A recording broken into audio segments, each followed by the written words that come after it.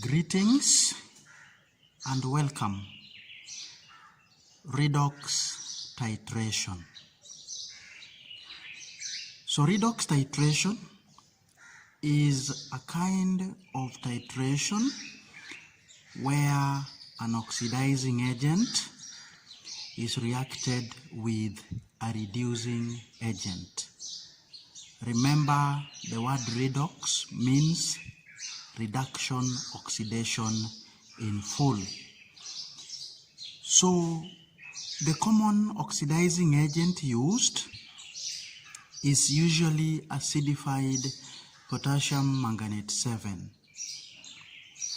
A solution of acidified potassium manganate 7 is purple in color and changes to colorless when reduced. And for this reason, it serves as own indicator.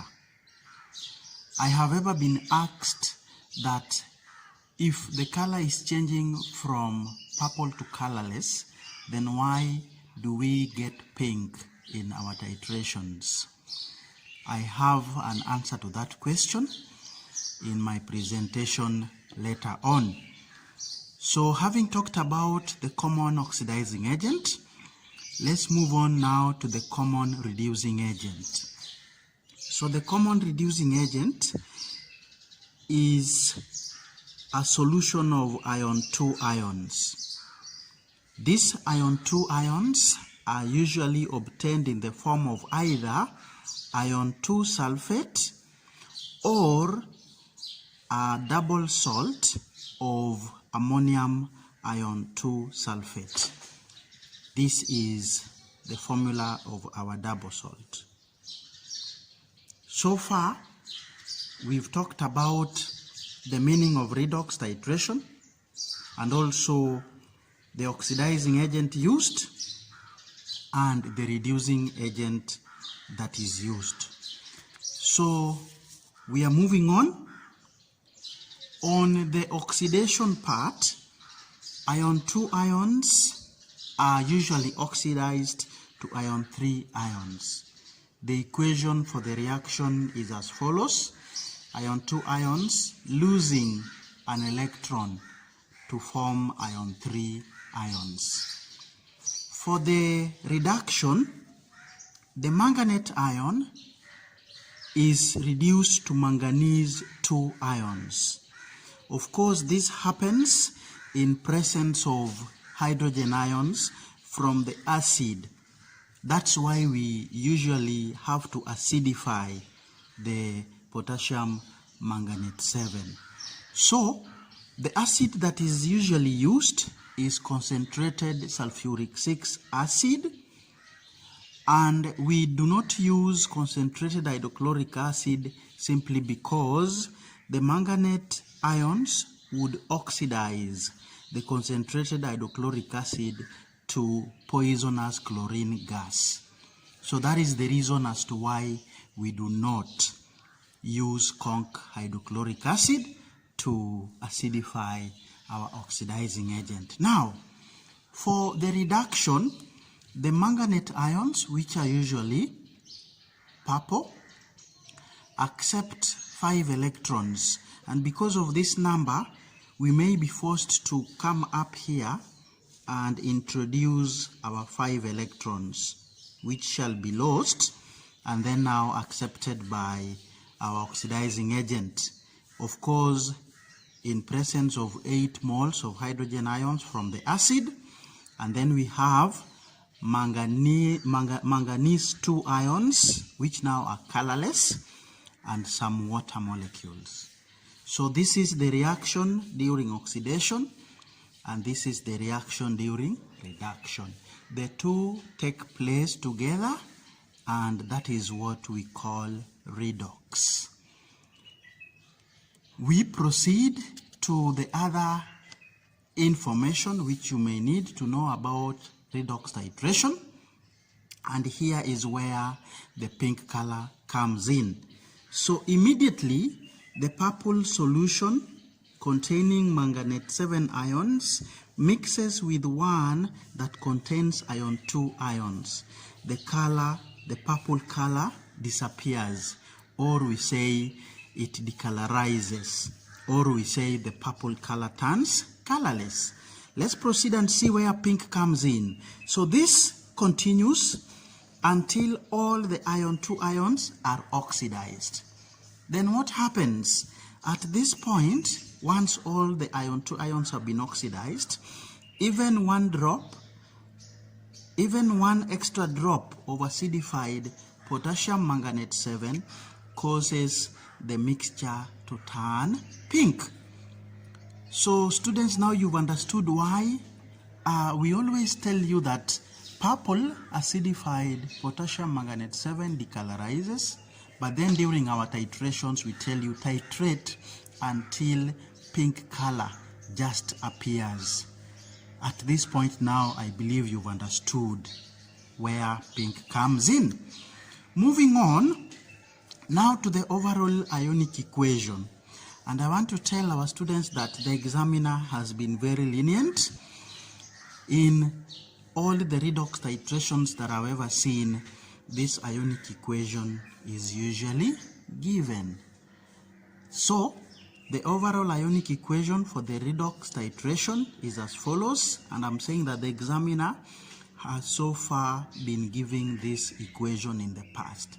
So we have manganate ions reacting with 5 moles of ion 2 ions in presence of 8 moles of hydrogen ions from the acid, and we're able to get manganese 2 ions, 4 molecules of water or 4 moles of water, and 5 moles of ion 3 ions.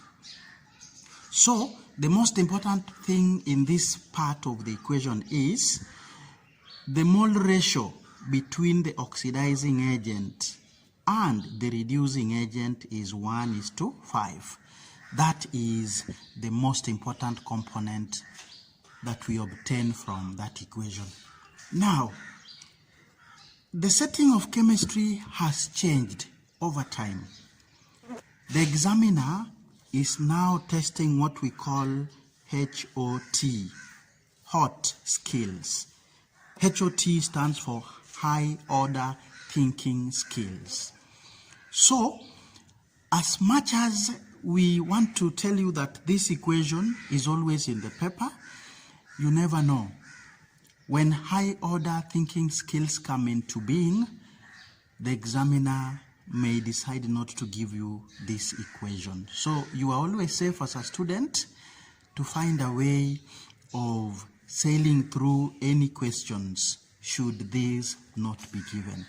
Our examiner has actually perfected the art, and now we are actually setting very intelligent questions that have been researched, and they come out very, very well balanced.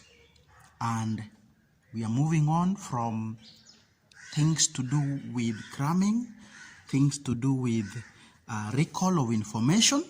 We are now moving to the era where we want a deeper understanding, to the extent that information is not just information, but information is something you can apply. Okay, so having discussed this piece of information about redox titration, allow ourselves now to solve together a sample redox titration question. So we go straight to the question. You are provided with 2 solutions, and I had explained earlier that in redox titration we will only give you 2 reagents. Again, in direct titration, only 2 reagents. The only titration that will have more than 2 reagents is back titration. So here we are giving you a solution containing 14.7 grams of ammonium ion 2 sulfate. Of course, this is going to be our reducing agent. It contains ion 2 ions. Now, we made it up to 250 cubic centimeter of solution, and we called it solution A. Please take note, I've always insisted that these things that are given you need to give some small summary so that you are always safe with calculations. You are always safe with calculation. Allow my writing of this is not really allowed, but those are short notes for my consumption. Then we have now acidified potassium manganate 7 solution of unknown concentration. We call it solution B. So this one now is our acidified potassium manganate 7. So what are we supposed to do? We are required to standardize. Standardizing means we find the unknown concentration. We find the molarity. When you do that, we say in chemistry that you have standardized the solution when you have found the unknown concentration. So we are expected to standardize the potassium manganate 7 solution using the solution of ammonium ion 2 sulfate. Procedure is simple. Pipette 25 of A into a conical flask. So please take note, because we shall be using this information in our calculations. Then we fill our burette with solution B. We are told to titrate A with B until a permanent pink color just appears. I've explained why pink and not colorless. I hope now you understand. So we should repeat the titration 2 more times, and we record our results in the table below for 4 marks. Now, because this is a discussion and we are not doing the experiment, allow me to help you fill the table so that we can practice the calculations together. So let's assume our initial burette reading for the first titration was 0.0, and then we obtained 31.2 as our final burette reading. When I subtract, I get 31.2. The next one, 0.0, 31.3, 31.3, and lastly 31.5, 31.5. Now, we had agreed that for you to maximize the possibility of getting the 5 marks in a table, please ensure your table has 2 sets of values that you can average. This is set 1, and then you make the other set also possible to be averaged. This way you are playing safe, and I think we had a whole almost 10-minute discussion on this. So below this video, I will again post a link that will take you to the discussion about how to maximize marks while doing your table. So this is 4 marks. Very easy things that are looked at. Consistent use of decimal points. Okay. Completing the table, doing all the titrations. Accuracy. Principle of averaging, and final answer. So all those were discussed in a video whose link I will post in the comment section of this video. So to save time, allow me to take you through the calculations. So the average volume of solution B used. You will decide as a student to pick any set. Leave the other set for your examiner to do this on your behalf. So for our case, let's pick 31.2 and 31.3. 31.2 and 31.3. This time we divide by 2, and I'm supposed to get 31.25 cubic centimeter. Very easy. So this one would earn you the mark for final answer compared to the school value. This will earn you another mark for principle of averaging, and then the others are obtained from the table. So this is marked together with the 4 for the table to give you a total of 5 marks for the table. Good. Concentration of solution A in grams per liter. So we had some information up here about solution A. Let me take you back here. We had solution A containing 14.7 in what volume of solution? 250. So this guy is asking you concentration in grams per liter. What an easy question. So we still insist on first principle approach, and therefore your argument would be if 250 cubic centimeter of solution was able to have 14.7 grams of my salt, ammonium ion 2 sulfate, how much would 1 liter contain? When you do first principle approach, these questions are so enjoyable, they become so cheap to not to miss, not to get. And that's why we keep on insisting. Please don't cram any formula. Understand these things. And I've also told you that our examiner is going high order. So those of us who like cramming, you may not survive. You have to just understand these things. And the understanding comes from approaching them from the first principle approach. So that would be the answer, 58.8 grams. And the argument is very easy to understand. 250 dissolved 14.7 grams. What about 1,000? Because that's the meaning of grams per liter. Okay? Good. Proceed to the other calculations. We were asked molarity of solution A. So what do I do? Solution A is our big salt, ammonium ion 2 sulfate. So to answer this question, we already know that the concentration in grams per liter is 58.8 grams per liter. But then now we ask molarity. Molarity simply means number of moles in a liter. So we have to get the molar mass of this salt first. So let's start by getting the relative molecular mass, and I'll take you through. This is where many students go wrong. So we count the number.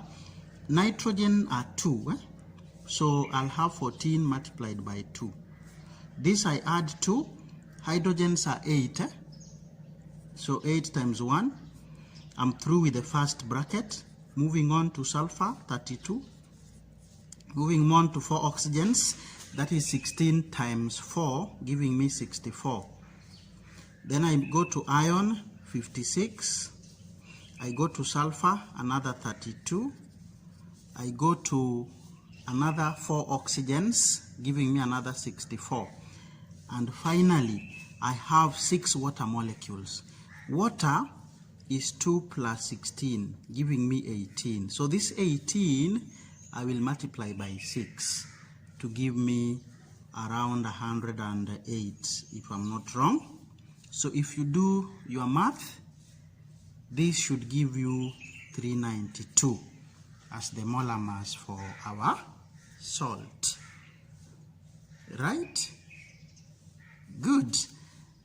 Now, how do you understand molar mass in relation to the mole? We had said this earlier.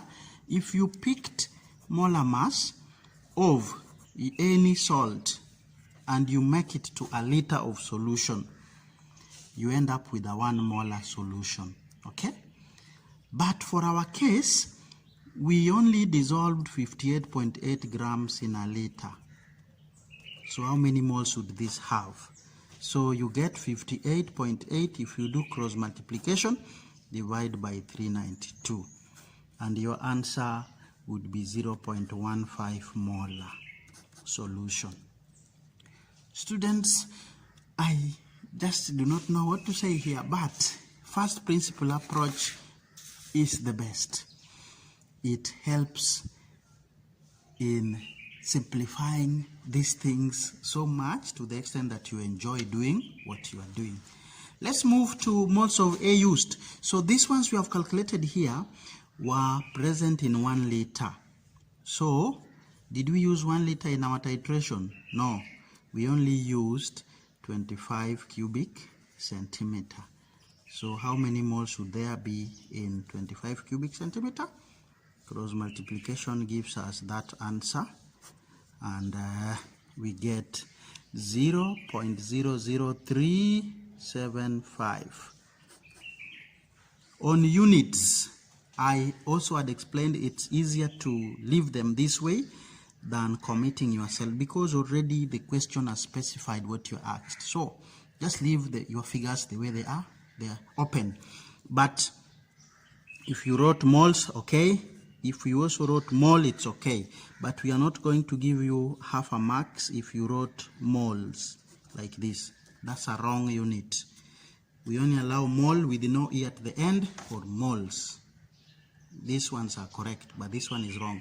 But if you don't know what you are doing, please leave the figures open. Okay, moving on. Moles of solution B. So we are through with our solution A. We are now at solution B. And solution B, we only know one thing about it: the volume used during titration. And that was 31.25 cubic centimeter. The rest of the information we do not know. So in this case, to answer part E, you need the mole ratio. And the mole ratio is 1:5, as I had explained earlier. So solution A, the moles used we have here. A was iron 2, contains iron 2 ions. And now we are being asked about B, which contains manganate ion. So the ratio 5 would represent moles of A. Okay? So what about ratio 1? So if you do cross multiplication, you realize here we are supposed just to divide by 5. But for those who don't understand why we divide, that's why I'm doing that explanation. So if you do the division, we get 0.00075. Again, you've been told what to calculate. You can leave your figures as open as that. Finally, molarity of solution B. Molarity, as we have said, is number of moles per liter. So this number of moles we had in our average volume, which was 31.25 cubic centimeter. They are the ones that contained 0.0075 moles. So to answer this question, how many moles would 1 liter contain? And if you do cross multiplication, you get this, divide by 31.25, and your answer becomes 0.024 molar. This was the concentration or molarity of the solution whose concentration wasn't known. So we have known its concentration, we have now standardized it, and therefore we have met the expectations of the examiner. Students, I continue to wish you the best. Continue to spread the word. Let us learn physically, let's learn online, let's learn through whatever means available. And I want to assure you, any effort you put in your studies will never go to waste. You will finally rejoice when your results will come out. I continue to wish you all the best. Catch you up in our next video. Thank you.